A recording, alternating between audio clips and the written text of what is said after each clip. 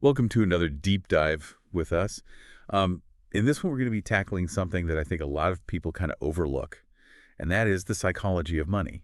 We're not going to be talking about, crunching numbers or, stock tips or anything like that. We're going a little bit deeper, and we're going to be exploring why it is that some people, they make great financial decisions and others really struggle, even if they're super smart. Yeah, and that's the fascinating thing, right? It's not always about having the most knowledge. It's about understanding how our minds actually work when it comes to money. And that's really what Morgan Housel dives into in his book, The Psychology of Money. And we're actually using a YouTube video that kind of summarizes some of the key ideas from the book to guide us in this deep dive. Okay. I always love a good story, so let's jump right in. Housel talks about this young tech executive who made millions in his 20s. Sounds like the dream, right? But here's the twist. This guy was throwing gold coins into the ocean, like literally tossing money away. What is going on there? I know. It's a classic example of how our emotions and sometimes even unconscious biases can really hijack our financial decisions. So, this executive clearly had the intellectual firepower to build wealth, but he was lacking something that's equally as crucial: emotional discipline. So you're saying it's not just enough to know what to do with the money, you also need the self-control to actually do it. Exactly. Our psychology plays a huge role. Now, contrast that story with Ronald Read. Have you heard of him? I am not. So he was a janitor, and he quietly built an $8 million fortune. Whoa. No fancy degrees, no insider trading, just decades of disciplined saving and smart investing. That is a plot twist. Yeah. That's amazing. It makes you wonder what we can learn from Ronald Read's approach. I mean, he was basically planting these small financial seeds, and they grew into this massive tree over time. Absolutely. It beautifully illustrates the power of compounding and long-term thinking. Yeah. He understood that consistency and patience, even with small amounts, can lead to extraordinary results. And that's really a concept that anyone can apply regardless of their income or their background. That's really inspiring, actually. It proves you don't need to be some Wall Street wizard to build wealth. So we've got the tech exec who, despite his brilliance, lets his impulses get the best of him. And then we've got the janitor who demonstrates the incredible power of discipline and consistency. What does that tell us about the nature of financial success? Well, I think these contrasting stories highlight a crucial point. Managing money is less about hard science, like physics, and more like a soft skill, almost like mastering an art. It's not just about formulas or strategies, it's about understanding your own psychology and how that impacts your financial decisions. So you're saying if we're not always rational actors when it comes to money, what does that mean for Yeah. our traditional understanding of personal finance? Yeah. Well, Housel argues that conventional financial advice often misses this crucial point. We're told to create budgets, diversify investments, save for retirement. Right. But no one really teaches us how to deal with the emotions and the biases that inevitably come up. Hmm. When we're dealing with money, it's like handing someone a cookbook and forgetting to mention that you need to, turn on the oven. Exactly. You can have all the technical knowledge in the world, but if you don't understand your own money psychology, you might find yourself making decisions that totally sabotage your long-term goals. Okay, so understanding our psychology is crucial. But how do we even begin to understand this complex relationship that we have with money? Well, that's where things get really interesting. So, Housel breaks down this complex relationship into 20 key principles that affect our financial behavior. They range from acknowledging the role of luck and risk to understanding the dangers of comparison and the importance of long-term thinking. 20 principles. Yeah. That sounds like a lot to unpack. Where do we even begin? Yeah, let's start by diving into a few of these principles and exploring how they actually play out in real life. All right. Sounds like a plan. I'm ready to get into the nitty-gritty of this money psychology thing. All right, so we're diving into Housel's 20 principles of money psychology. Where do we start? What really jumps out at you as particularly insightful or maybe even counterintuitive? Well, one that resonates strongly with me, and it might surprise some listeners, is the idea that no one's crazy. Housel argues that everyone's financial decisions, even the seemingly irrational ones, make sense within the context of their own unique experiences and worldview. Oh, that's interesting. So instead of judging someone's financial choices, Yeah. we should try to understand the underlying reasons behind them. Exactly. Let's say someone grew up during a period of hyperinflation. They might be hesitant to invest in stocks or bonds, preferring to hold on to tangible assets like gold or real estate, even if those assets don't offer the same potential for growth. Right. That makes sense. Their past experiences have shaped their perceptions of risk and reward. So it's not about them being irrational, but rather about making decisions that feel safe and logical. based on their personal history. Precisely. It's about recognizing that our money psychology is often deeply rooted in our past, in the stories we tell ourselves about money, and the lessons we've learned, sometimes unconsciously, from our families and communities. Yeah, that's a powerful insight. It makes me think about my own family's relationship with money. We were always taught to be frugal, to save for a rainy day. Looking back, I realize those values have profoundly shaped my own financial habits, both good and bad. Yeah, it's fascinating how these early experiences can have such a lasting impact. It's like those lessons become part of our financial DNA. So if our past experiences play such a big role, how do we break free from those ingrained patterns, especially if they're holding us back financially? That's where self-awareness becomes crucial. The first step is to identify those deep-seated beliefs and biases we hold about money. Are we risk-averse or risk-seeking? Do we tend to overspend or underspend? Once we understand our tendencies, we can start to challenge them and make more conscious choices. It's almost like holding up a mirror to your financial personality and saying, okay, this is who I am, but do I want to stay this way? Are these patterns swimming me or are they holding me back? That's a great way to put it. It's about taking ownership of our financial decisions, recognizing that we have the power to change our behavior, even if it feels deeply ingrained. So we've talked about the impact of our past experiences and the importance of self-awareness. What other principles from Housel's work stand out to you as particularly relevant? One that often gets overlooked is the concept of enough. Housel argues that a lot of financial unhappiness stems from our inability to define what enough means to us. We're constantly striving for more, comparing ourselves to others, chasing an elusive goalpost that keeps moving further away. Oh yeah, I can relate to that. It's so easy to get caught up in that keeping up with the Joneses mentality. We see our neighbors buying a new car, our friends taking fancy vacations, and we feel this pressure to match their lifestyle, even if it means stretching ourselves financially. It's a trap that many of us fall into. But here's the thing. The pursuit of more often leads to a never-ending cycle of desire and dissatisfaction.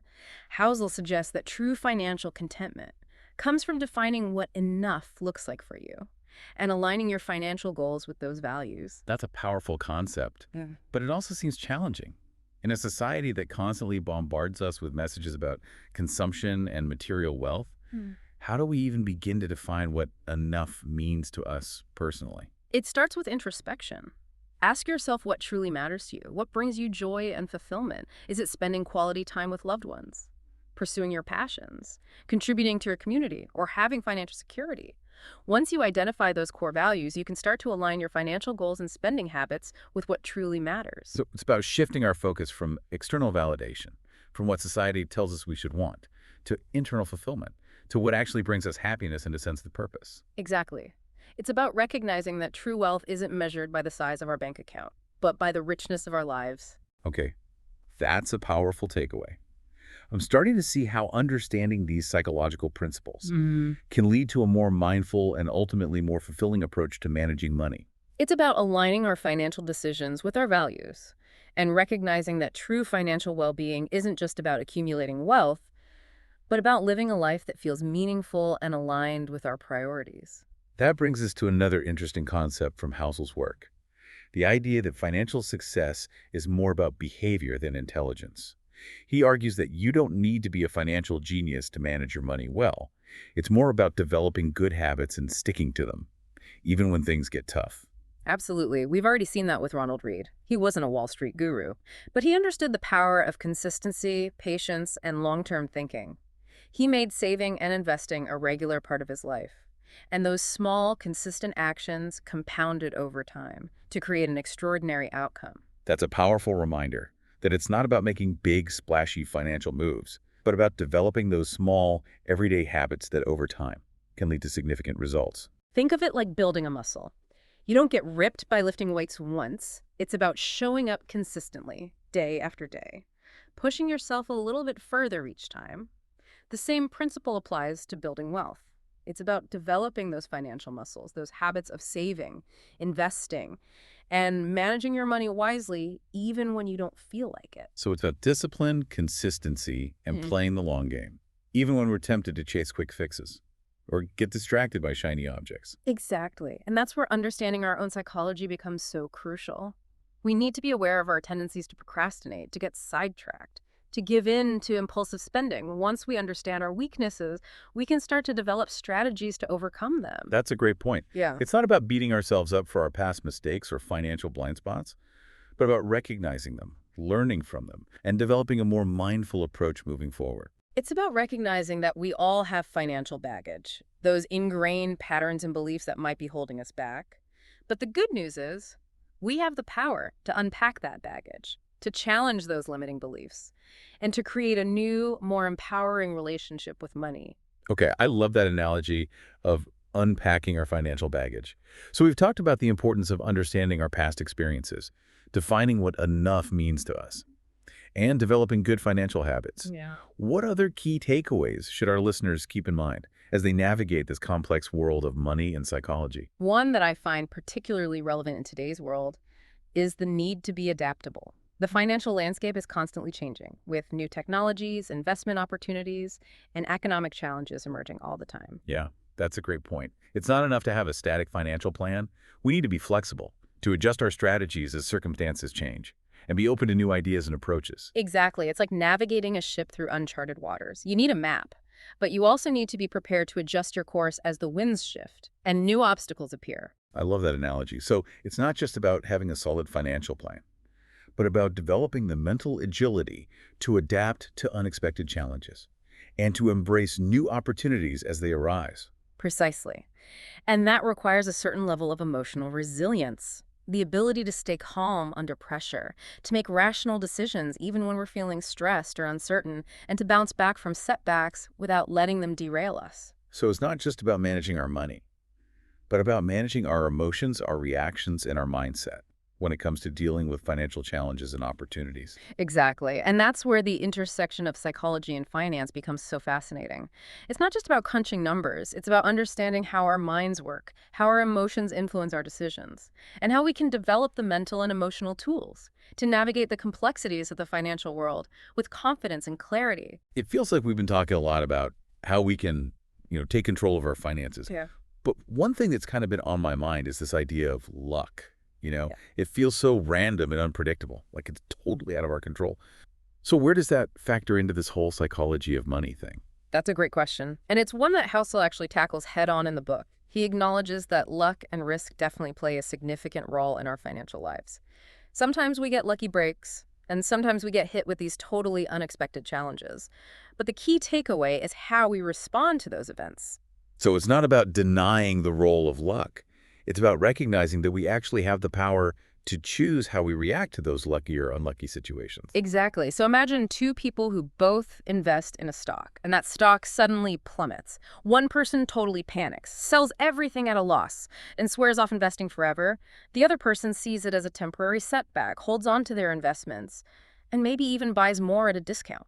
Yeah, that makes a lot of sense. So in the face of bad luck, one person lets fear take over, while the other one sees it as an opportunity. And that ability to see opportunity amidst uncertainty is a really powerful psychological advantage. It's about having a growth mindset, believing that you can learn and adapt even when things don't go your way. So it's not just about being lucky. It's about being mentally prepared to handle both good luck and bad luck, with resilience and a willingness to learn. Precisely.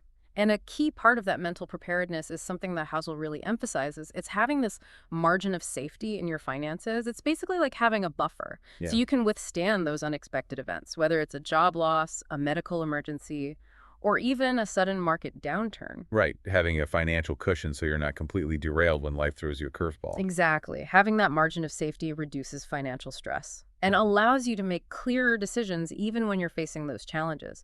It's about having the financial and psychological flexibility to navigate that uncertainty without feeling completely panicked or overwhelmed. Okay, this kind of brings us back to something you mentioned earlier, risk tolerance. How does understanding our own risk tolerance play into all of this? Risk tolerance is definitely a crucial part of understanding your money psychology. Some people are naturally more comfortable with those higher levels of risk, while others prefer a more conservative approach. Neither one is right or wrong. It's about understanding what your own comfort zone is. So it's like some people enjoy the thrill of riding a roller coaster, while others prefer to take a leisurely stroll in the park.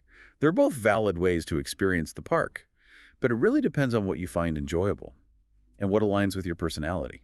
That's a fantastic analogy. And just like with amusement park rides, it's important to choose financial investments that actually align with your risk tolerance. If you're constantly feeling anxious or stressed about your investments, it's probably a sign that you're taking on more risk than you're actually comfortable with. Right. We need to find that sweet spot where we're challenging ourselves to grow financially, but we're not taking on so much risk that we're constantly feeling stressed or overwhelmed.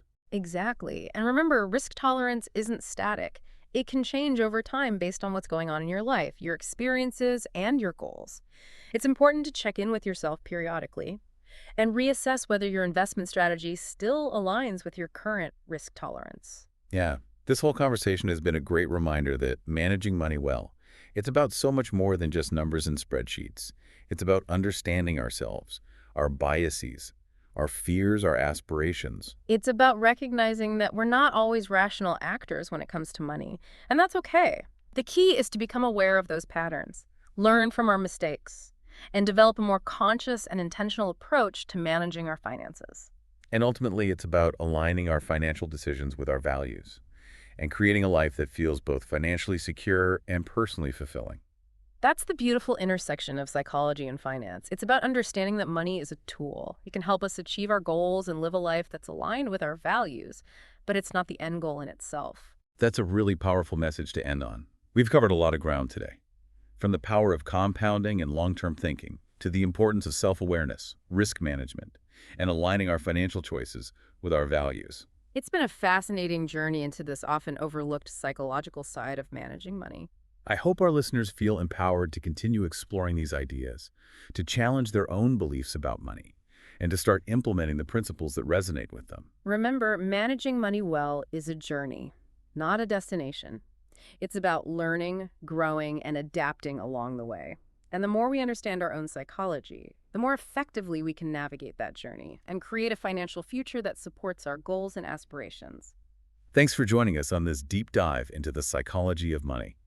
We'll be back next time to explore another fascinating topic that can help you live a more informed and fulfilling life.